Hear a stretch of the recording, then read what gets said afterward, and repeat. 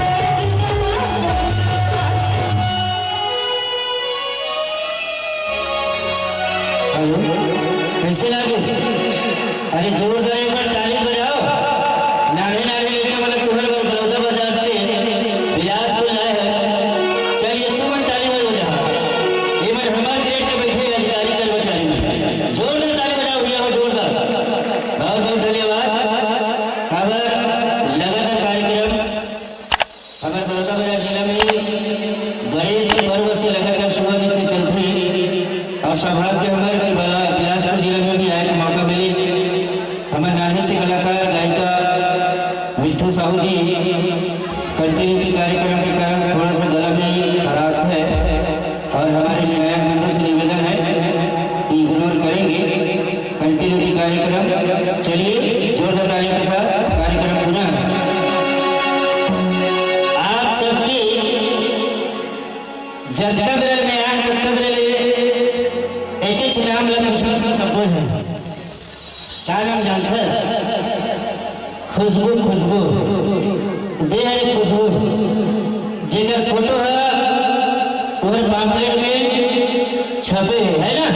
जोरदार ताली बजाओ नकली है जोरदार ताली। और आइए कार्यक्रम पुनः आगे गति की। हजी हजी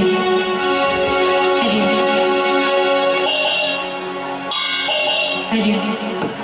हजी हजी हजी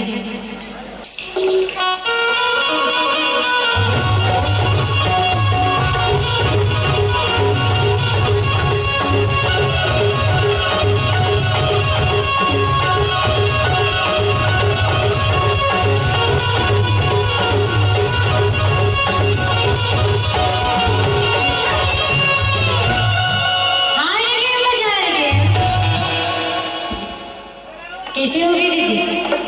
कैसे हो कानूनी आवाज? कैसे भैया आज का बेरा हल्ला कराते हो? कैसे अब जब हल्ला नहीं पारी तो एकदम पहले चुपचाप बैठी है दीदी हो भैया। कैसे दीदी हो? संग में हो कानून है ना? खुशबू रानी एक बात था असल में कहा है ना आज का बड़े अच्छा प्रोग्राम देखे आज भड़का की हो गया मतलब समझ में आ जाता ताली बजाएगी जयकारा लगाएगी क्या करिए आई ना बाबा हो कालू आई ना कैसे भैया हो? अरे दीदी का लड़की का हाथ में भाई हो कालू वाला जोरदार में की करना चाहिए कैसे सच्चा कर भैया? हाय के मजा आ रही है आओ हन्ना रे हाय के मजा आ रही है मलगाना ना भैया एक लाख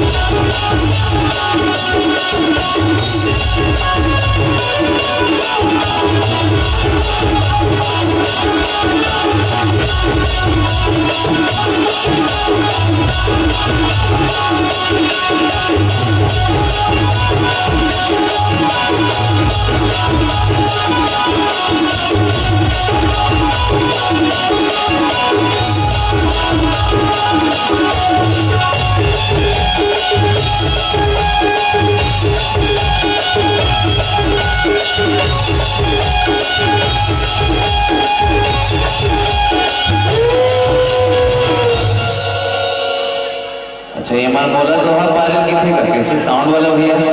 मैं बोला दोहा भाई मन को तीन मोर बिल्कुल सहयोग है ना बहनी मान सारी सती महान है कि थे केज वाले नहीं हुए कई जगह हम साबित करे तको लाग थे नहीं भाई देखो हमारे भाई मन के पावर ला चित्रकूट के घाट में अब बहनी मन के पावर देखो दीदी मन तैयार हो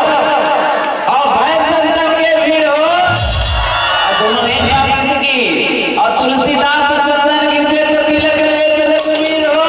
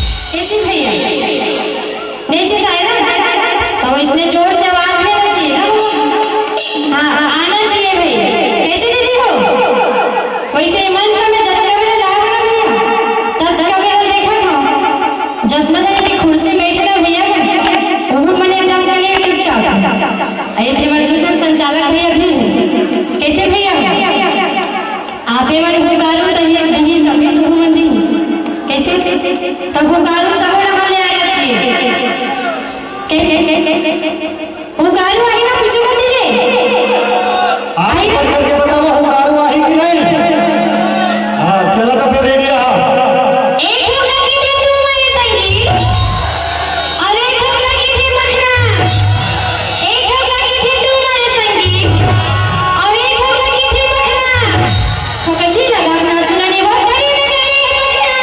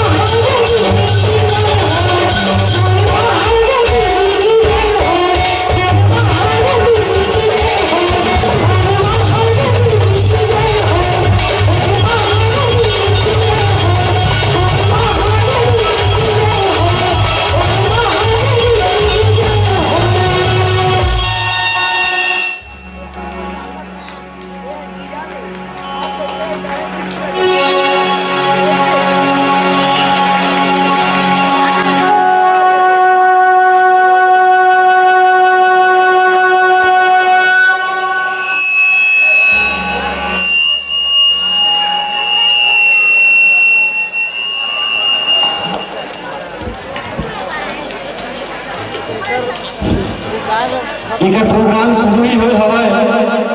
इनाम के बरसात देख के लगा था कि लोग का झाड़ है हमारे बीच बालिका मंडली बन के सुबह नृत्य से प्रभावित होकर के प्रसन्न होकर के कुछ नाम की राशि आशीर्वाद के रूप में आया हुआ बैसाखू पटेल गोपालपुर 50 रुपए मोला लगा थे बैसाखू भैया एक ठोस सुनील लिखे भुला के कहा उमेश राम चंदेल झोंझा की तरफ से 100 रुपए का इनाम चेतन पटेल छत्तीसगढ़ बेकरी लवन की तरफ से 100 रुपए का पुरस्कार भगवान सिंह जगत गुरु जी और सरपंच प्रतिनिधि ग्राम पंचायत समिति की तरफ से 200 रुपए का पुरस्कार जेपी संतोष चौधरा की तरफ से 100 रुपए का पुरस्कार द्वारिका कीर्ति भिलौनी की तरफ से 50 रुपए का पुरस्कार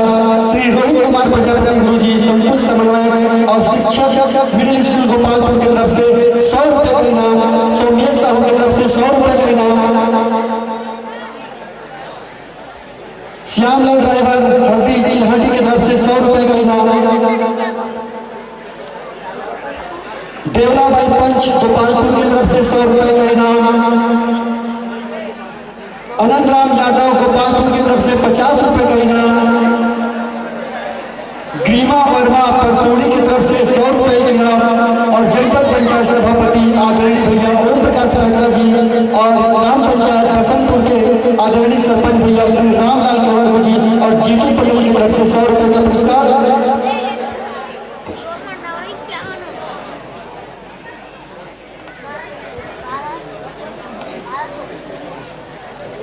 दीक्षा फैंसी स्टोर गोपालपुर की तरफ से 50 रुपए का इनाम सखाराम शुक्ला भाटा की तरफ से 100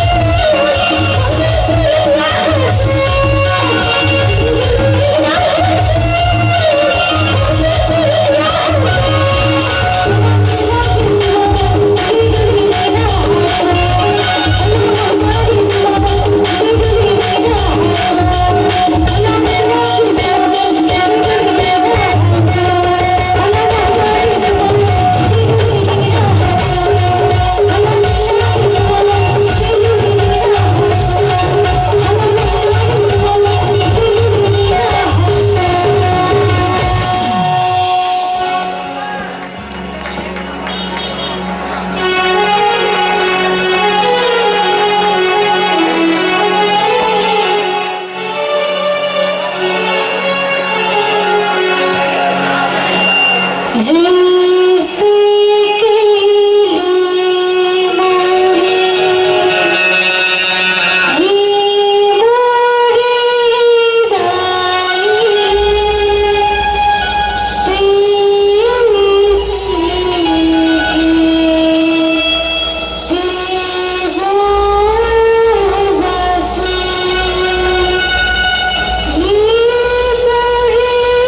दाई